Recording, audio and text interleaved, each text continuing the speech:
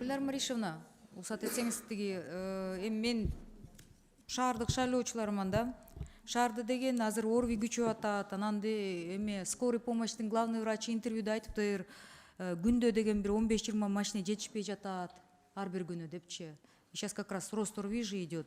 То ДТП, то штрафстоянкада туруп калыптыр, машина жетишпей атат деп. Ошол маселени кандай чечип атасыздар?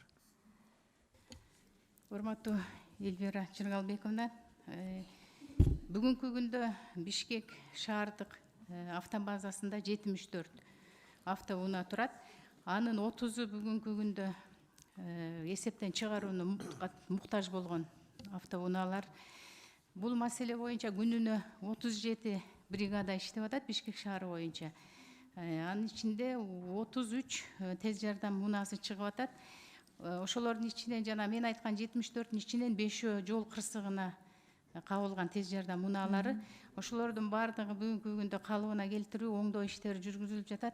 Биз ошол маселеге бүгүнкү күндө 2000ден ашуун бир күндө чакырыктар болуп атат. Ошон үчүн дагы 5 кошумча тез жардам автоунаасын бөлүп бердик. Анан жакында Коопсуз шаар боюнча дагы биз 93 жалпы 93 тез жардам унаасын алабыз. Ошондон 8 автоунааны Бишкек шаарына беребиз. Ошондо 13 машина 23-жылы кошулат экен. Кошулат. А вообще штатты мындай мындан да нары көбөйтөсүздөрбү? Эми население көбөйүп атат да. Көбөйтүш керек. Анан өзү негизи норма боюнча бюджетте каралып атабы 23-тө? Аны карайбыз. Анан каралат. Норма боюнча өзү 5,5 жылга эсептелген да бир автоунаа. А биздикилердин көпчүлүгү бир 60-70% унаалар 10 жылдан ашуун иштеген унаалар экен. Ошон үчүн биз бул базаны жаңыртабыз. А штрафстоянкада в основном ДТПден кийин турган машина. ДТПдан кийинки машиналар алар. Все хорошо. Эмки жыланда 13 машина кошулат экен 23-жылы. Дагы көп келсе андан дагы көбөйтүп бере беребиз, жаңылай беребиз парк. Эми Бишкек менен Ош шаарында көбөйтсө жаңылайбыз. Хорошо, рахмат. 23 жылга да 17 бригада кошуп беребиз да. Шаарга. Ошондо соответственно штаты да көбөйөт да автоматически. И штатты да көбөйтүп бересиз, 17 бригада. 17-nin ичинде ошо штаты көбөйүп берилет. Штат көбөйтүп бересиз.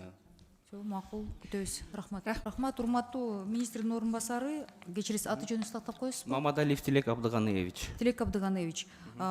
Кайсы инфекционкага сөзсүз түрдө акта кызматкерлери жакшы, бирок оборудование көптөн бери жаңыланган эмес болуш керек, Ооба. Ошондо эмнени алып берип атасыздар? Эмне алынат? Бул жерге 5 кабаттуу, жер төлөөсү менен 6 кабаттуу жаңы оорукана Салынат.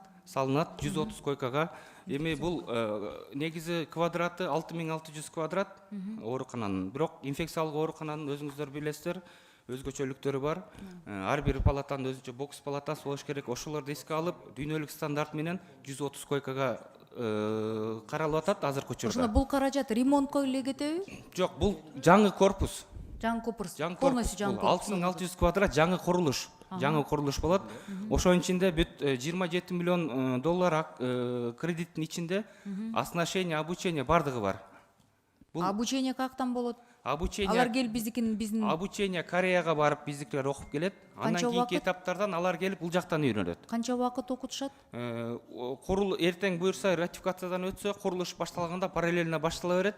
1 жыл, 1,5 жыл, 2 жылдын ичинде курулуш бүткөнгө чейин бүт бардыгы даяр болот. Ошондо Кореянын улут мамлекеттик госпиталдарда тажрыйба өтүп келишет. Именно ушул инфекциялык жугуштуу оорулар тарабындагы ооруканалардан повышение квалификация өтүп келишет. Кандай оборудование алынат? Тактап коесуздар? Ал жерге жаңы заманбап оборудованиялардан ЯМРТ, МРТ алынат. ЯМРТ алынат. ПЦР тести анализин бат чыгаруучу жабдуулар алынат.